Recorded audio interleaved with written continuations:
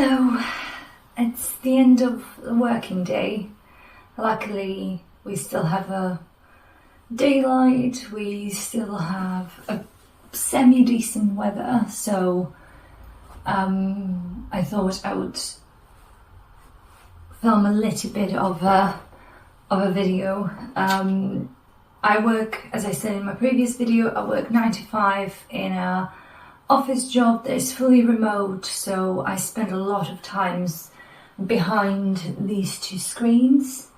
But I do try to do something at least every weekend to get myself out of the house, experience something new, explore new areas of Midlands. And last week we had a beautiful weather for our bank holiday weekend. So my friends from a walking group that I go to every month, we all decided to visit a very old school cinema that it's called Cinema in the Woods. It's in Woodhall Spa for anyone if you're interested. I think it's the only still working rear view or like rear projection cinema in the UK. I've never experienced this. Obviously, I'm a bit of a younger generation, but a lot of the ladies that I go on walks with are slightly older, and they told me about this cinema. It is, I think it was started in 1920s and it hasn't changed much since the 50s. So what they do is midpoint of screening, they do intermissions like in old school times where there is an organist that comes out from under the stage behind the organ and plays throughout the whole intermission. I took a few clips, so I'll include them now for you to see the cinema and the intermission. We went to see the Thursday Murder Club. It's probably a book that everyone has read in the UK, at least in the UK. It's a Richard Osman's book, the first one in the series. And I really enjoyed the book. It was a bit confusing, a lot of storylines, a lot of plot lines.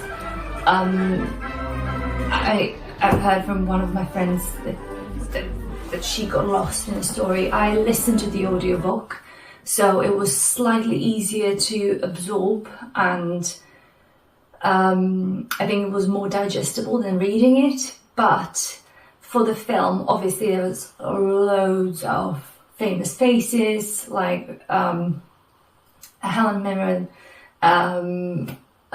Pierce Brosnan and others. And it was lovely because they made the retirement community really real. It looked slightly different than I imagined in my head, we all agreed, but they really made it kind of desirable and luxurious, and we all agree we would love to live there even now.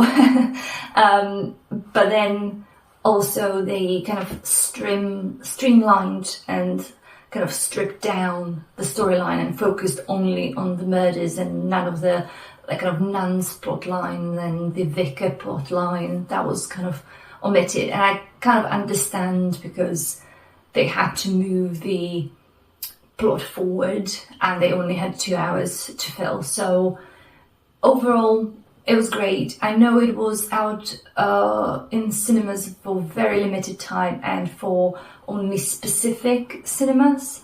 So not sure if you can still see it, but you can definitely see it on Netflix now.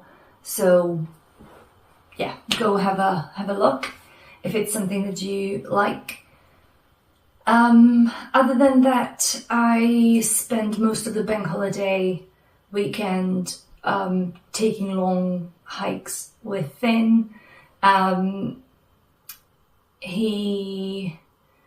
He's a cheeky boy. He is a rescue, so He's a bit anxious in urban areas, but in rural kind of greenery, he absolutely loves it there. He can, if he could, he would just live outside, which means that he has quite a strong prey drive.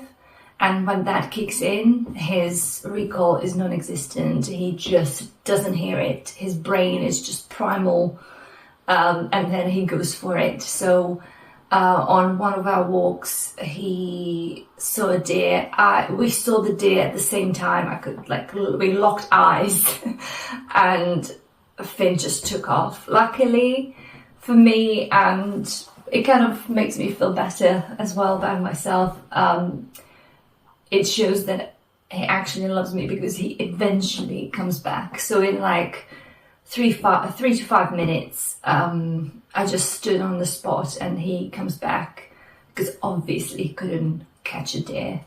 But yeah, anything that moves, especially this year, because we had such a beautiful weather. So since probably March, he hasn't been on a lead much because we constantly encounter hares, rabbits, pheasants, deer, squirrels. I can see squirrel right now outside of my window. It's just, they're everywhere. So he's been on a lead for most of the time. But yeah, I let him off on Sunday, and yeah. Yeah, so a lot of walks. I've also prepped for my jamming extravaganza. So I have a lot of blackberries in the freezer and a lot of plums. And now I'm collecting a lot of apples from friends and neighbors. So I'm hoping to do not only like make a few jams, but also bake some kind of fruit cakes and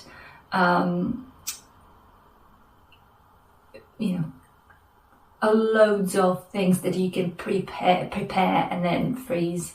So I'm hoping to do some of that.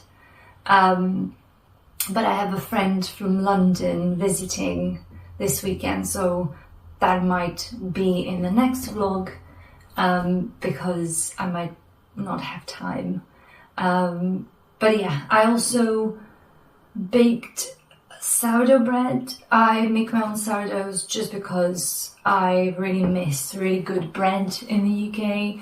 I'm not one of the people who just kind of go for their cuisine of origin. I tend to eat quite international, British, mostly, whatever is in the British supermarket. I don't seek out my home comforts often, but bread is something that is not celebrated in the UK, whilst I think on the continent we really love our bread, and different countries have different variations on really delicious bread. It's just not in the UK, and I live in a really small town in Midlands, so finding something else that is just white bread is impossible. So I started making my own sourdough probably in February. When I went back to work after taking some break for my mental health after my husband passed away, I wanted to kind of channel my brain into something else than just work, because I was quite anxious at that time. So I restarted making bread. And that's a tip for you. If you want to start making sourdough, everyone tells you make your own starter.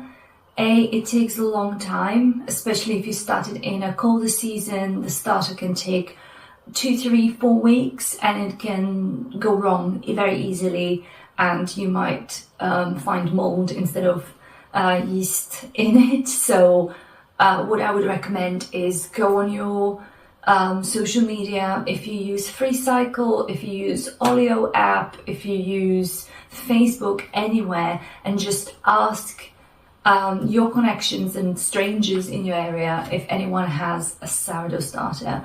I did that after restarting this process, and I had so many offers, because if you make bread, you probably have either discard. I don't use discard methods, but you still can make slightly more, so you can share with anyone who asks, and it costs you nothing. It's just a little bit of flour and a little bit of water. So people most likely will share with you for nothing. You don't have to go online and purchase it. I think it's a bit wasteful, especially when a lot of people make sourdough bread with the discard method. So instead of binning it, they can share it with others.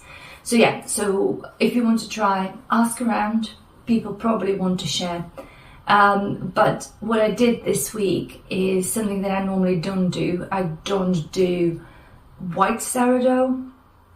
I am a rye sourdough kind of girl. I often use high percentage of rye, so it's darker, it's less glutinous, and it has more, in my kind of opinion and from my preference, it has more flavor profile than white sourdough.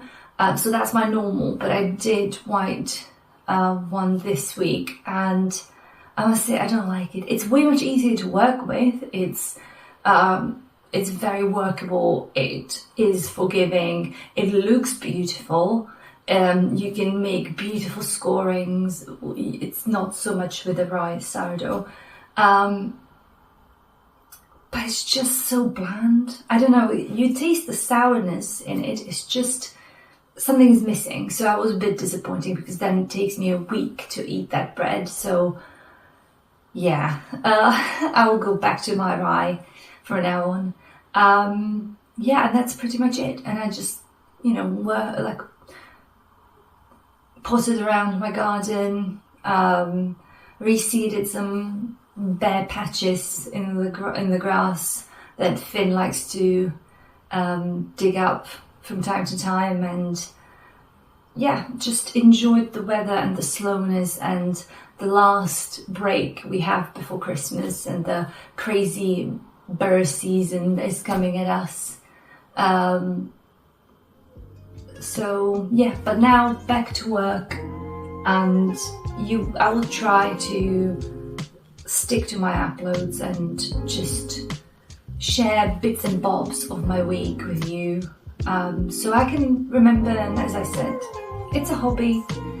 We'll see if I continue with it or not, but from now on, thank you for coming on the journey with me, and I'll hopefully will see you in the next one. Bye guys.